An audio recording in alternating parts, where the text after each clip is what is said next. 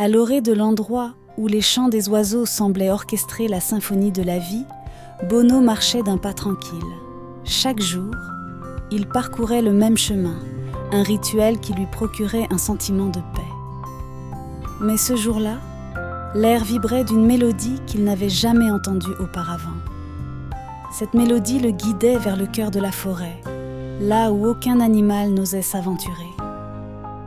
Là, devant lui, se dressait un arbre colossal dont l'écorce brillait d'un éclat doré sous les doux rayons de soleil qui réussissaient à percer le feuillage dense.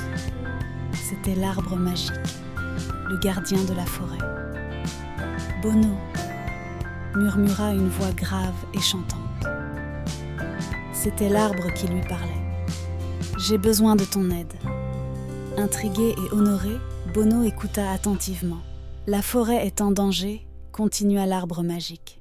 « Une maladie inconnue mine mes racines et se propage.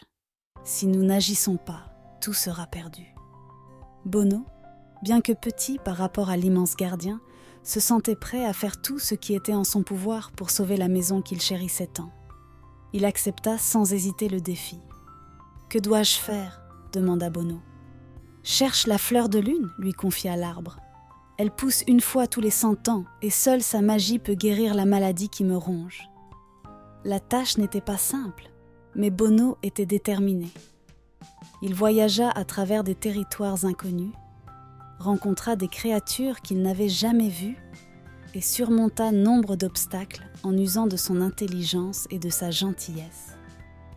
Finalement, après une longue quête, Bono trouva la fleur de lune, irradiant d'une lumière paisible sous le ciel étoilé. Avec la plus grande précaution, il cueillit la précieuse fleur et la ramena à l'arbre magique. Dès que la fleur de lune toucha les racines de l'arbre, une lumière vivifiante s'en échappa, enveloppant tout, guérissant chaque feuille, chaque branche. La maladie disparut comme par enchantement.